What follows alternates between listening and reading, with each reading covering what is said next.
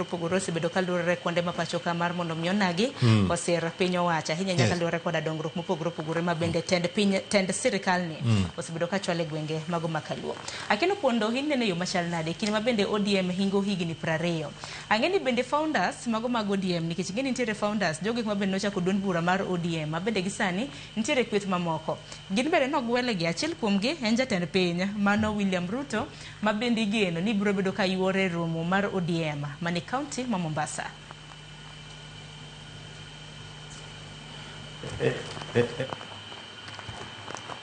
Elly nyalo buna dhi nyime.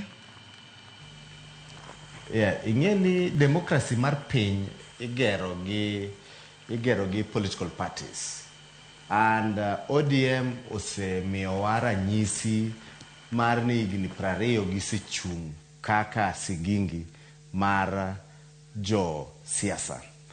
Gima mora gi ODM en ni transition mane babotho nyoka neno koko. Transition and very seamless. Giero Buru as acting. Nyoro the National Executive Council, Delegates Council, nyo approve kendo nyo yiere koro formally. Tibo neno kaka koko mang'eny timre ga political parties kadi a party leader notho. Inyalo ning'yo history mar even Ford Kenya gik manotimre, but mar ODM ni is very very seamless. Mamano wan joma tiyo gi peace wagone giro kamano for really timo transition ma seamless. Number 2, gima nitiere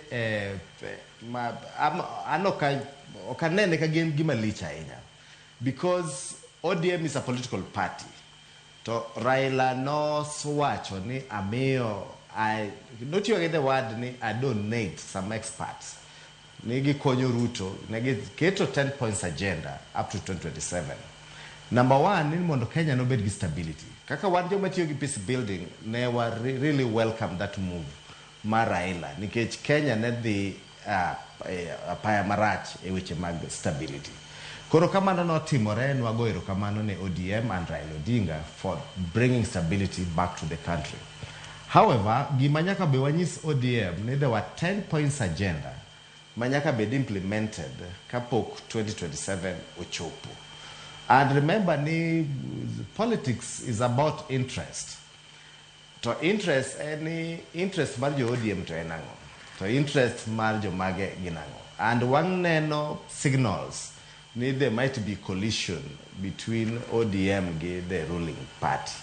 And emomi neno ka even there's a good gesture giluongo founding ma kirbe nentie ji mang'eny be biro kanyo. But that stability in a political party ober nwa because o anka gimilongo ni democracy.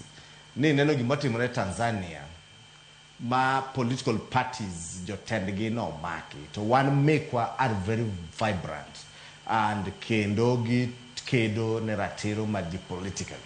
Komano tuwagone the government erokamano dissidents gineno ka gineno ng'e kaka Sifuna Loso ginyalo bedo divided e paro but strategy margi to en achiel.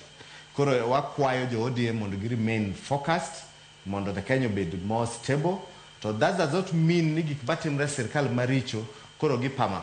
No, gik matimre maricho be nyaka koro gi kwedi gi siem ne sirkal ni ka odhi maber ka odhi marach mondo aspirations mar jakom kaka noketo, especially the 10 points agenda.